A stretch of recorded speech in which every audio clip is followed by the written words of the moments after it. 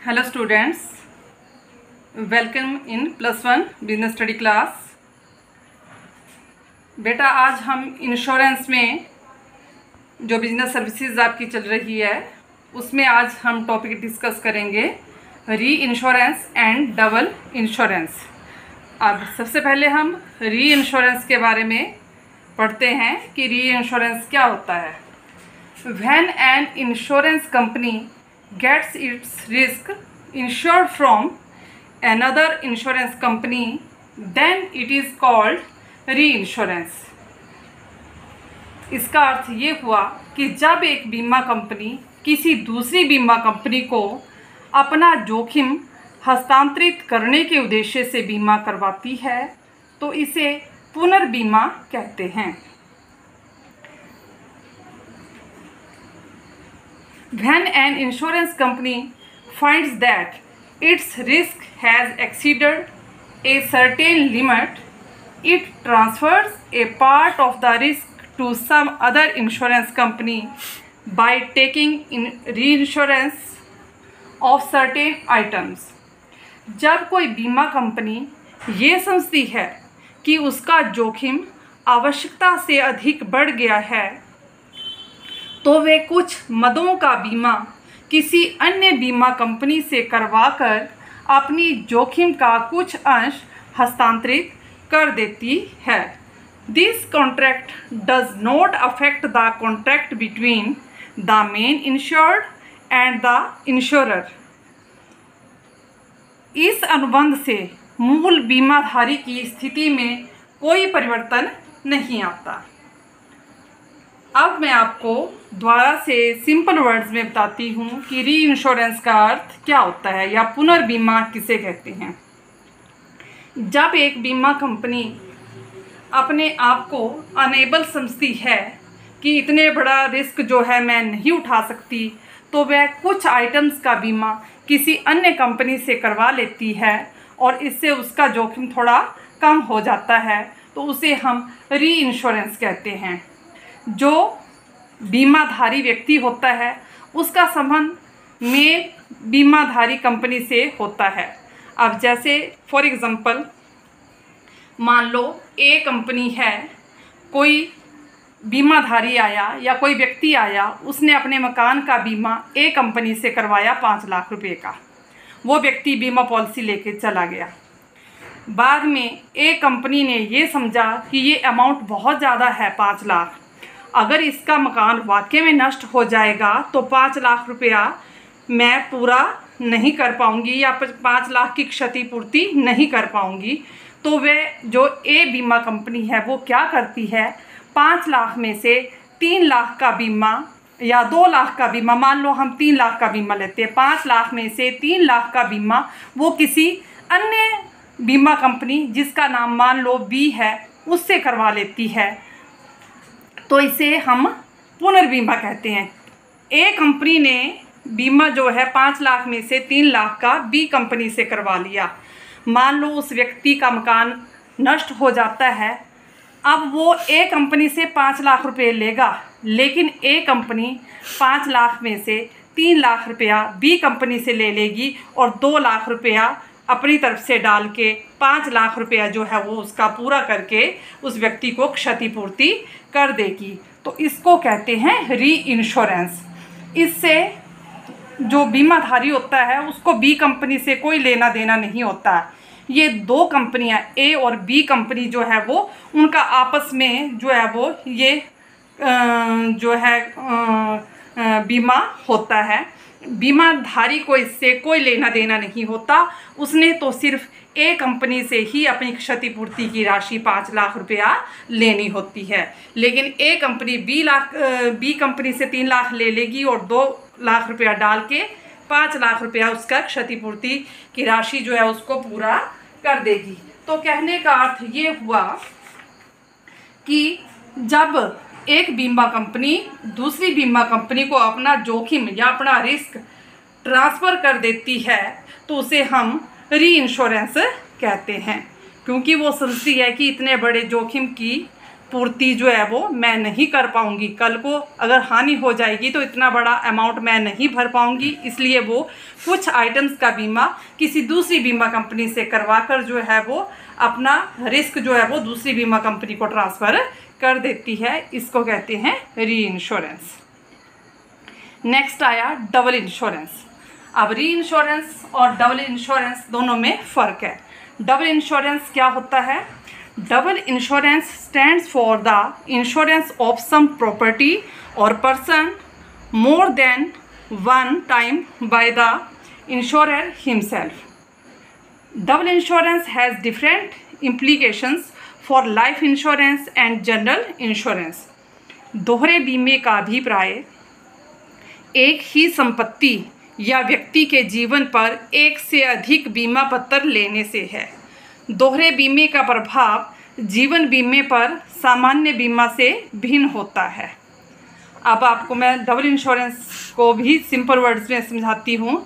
Double insurance का मतलब ये होता है कि जब कोई व्यक्ति अपनी प्रॉपर्टी का या अपने जीवन का बीमा एक से अधिक बीमा कंपनियों से करवा लेती है या एक से अधिक बीमा पॉलिसीज़ ले लेती है अपनी प्रॉपर्टी पर या अपने जीवन पर, तो उसे हम डबल इंश्योरेंस कहते हैं।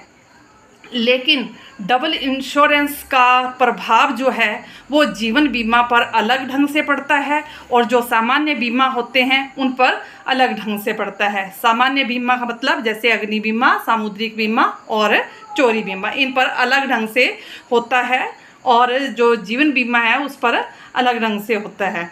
अब इसका भी एक एग्जांपल ले लेते हैं हम। मान लो कि जो एक व्यक्ति है उसने अपने मकान का बीमा करवाया है ए और बी कंपनी से 40,000 और 60,000 रुपये का।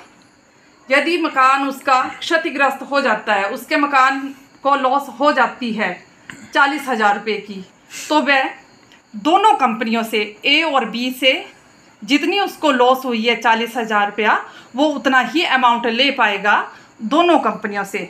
या तो वो दोनों कंपनियां 20-20 हज़ार रुपये करके दोनों जो है वो कंट्रीब्यूट करेंगी और उसको 40,000 की क्षतिपूर्ति कर देंगी, या एट ए टाइम उसी टाइम जो है वो एक कंपनी 40,000 रुपया दे देगी और फिर बाद में वो दोनों कंपनियां आपस में 40,000 अनुपात 60,000 जो भी रेशो बनेगी, उनका जो भी अमाउंट आएगा उन दोनों के हिस्से में उतना अमाउंट जो है वो दोनों दे देंगी और टोटल वो सिर्फ 40,000 ही देंगी जितनी उस व्यक्ति के मकान की लॉस हुई थी। लेकिन अगर किसी व्यक्ति ने जीवन बीमा करवाया है एक से अधिक कंपनियों से, तो अगर वो जीवित रहे तो भी और अगर वो जीवित ना रहे तो भी उसे हर कंपनी से अलग अलग अमाउंट जो है वो मिल जाता है। मान लो एक कंपनी से उसने अपने जीवन का 5 लाख का बीमा करवा रखा है, दूसरी किसी कंपनी से उसने 2 लाख का बीमा करवा रखा है, 10 साल का बीमा करवाया है, 10 साल तक वो जीवित रहता है। एक कंपनी से भी वो 5 लाख ले लेगा और दूसरी बीमा कंपनी से भी वो 2 लाख ले लेगा, यानी कि टोटल वो 7 लाख रुपया जो है वो ले सकता है। लेकिन मान लो उससे पहले मृत्यु हो जाती है, तब भी एक कंपनी उसको 5 लाख देगी और दूसरी कंपनी जो है वो उसको 2 लाख रुपए देगी, तब भी उसके पास जो है वो जो फैमिली मेम्बर्स होंगे उनको 7 लाख मिल जाएगा, जीवित रहे तो भी और जीवित ना रहे तो भी। तो कहने का अर्थ ये हुआ कि डबल इंश्योरेंस में अगर किसी व्यक्ति ने अपनी लाइफ का बीमा करवाया है तो वो इससे प्रॉफिट अर्न कर सकता है। अलग अलग बीमा पॉलिसी लेने का अर्थ ये हुआ कि वो अलग अलग अमाउंट जो है वो ले सकता है और प्रॉफिट कमा सकता है। लेकिन जो सामान्य बीमा होता है उसमें ऐसा नहीं होता। उसमें डबल इंश्योरेंस का अर्थ है जितनी उस व्यक्ति को हानि हुई होगी, मान लो उसने मकान का बीमा कराया है, जितनी उसके मकान को हानि हुई होगी दोनों कंपनियां उतना अमाउंट देंगी और उसकी जो है वो टोटल लॉस तक उसकी कंट्रीब्यूट करेंगी, उससे ज़्यादा नहीं। तो ये था री इंश्योरेंस और डबल इंश्योरेंस। अब इन दोनों में क्या डिफरेंस है? व्हाट इज़ डिफरेंस बिटवीन री इंश्योरेंस एंड डबल इंश्योरेंस? तो सबसे पहले हम करेंगे पहला पॉइंट रिलेटेड विद, से संबंधित। जो री इंश्योरेंस है वो किससे रिलेटेड है? रिलेटेड विद इंश्योरर, बीमाकर्ता से संबंधित। बीमाकर्ता मतलब बीमा कंपनियां होंगी इसमें, एक बीमा कंपनी दूसरी बीमा कंपनी से द्वारा से बीमा करवा लेती है कुछ आइटम्स का, तो यानी कि इसका संबंध जो है री इंश्योरेंस का बीमाकर्ता यानी कि बीमा कंपनी से है। और दूसरे में रिलेटेड विद ओरिजिनल इंश्योर्ड, तो इसमें संबंध किससे होगा? बीमाधारी से।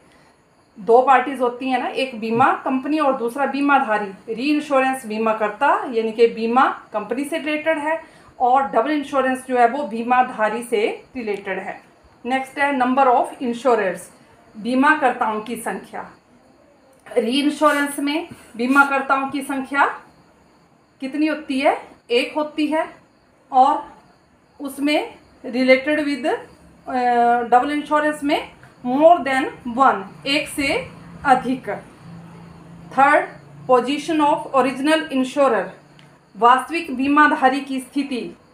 जो री इंश्योरेंस होता है उसमें जो पोजीशन होती है ओरिजिनल इंश्योरर की वो कैसी होती है? Can not claim compensation from the री इंश्योरर, पुनर्बीमाकर्ता से क्षतिपूर्ति नहीं ले सकता।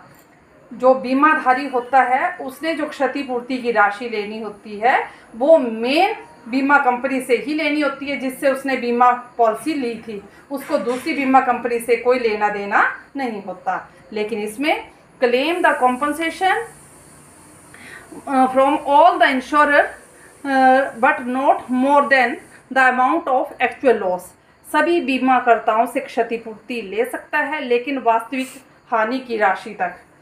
तो जैसा कि आप पढ़ चुके हैं, डबल इंश्योरेंस में जो सामान्य बीमा होता है उसको जो एक्चुअल में लॉस हुई होगी वहाँ तक वो सभी बीमा कंपनियों से अमाउंट ले सकता है, लेकिन जितनी वास्तविक में हानि हुई होगी सभी कंपनियां अपना अपना कंट्रीब्यूशन जो है वो उसमें देंगी। लास्ट पॉइंट, यूटिलिटी, उपयोगिता। बेनिफिशियल फॉर इंश्योरेंस कंपनीज, ये किसके लिए उपयोगी है? बीमा कंपनियों के लिए उपयोगी है। उन बीमा कंपनियों के लिए जो ये समझती हैं कि अगर किसी व्यक्ति ने उनसे बीमा करवाया है और वो बहुत बड़ा अमाउंट है, लॉस होने पर वो नहीं दे सकती, तो इसलिए वो कुछ आइटम्स का बीमा किसी अन्य कंपनी से करवा लेती हैं।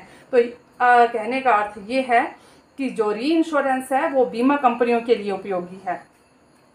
और डबल इंश्योरेंस किन के लिए है? बेनिफिशियल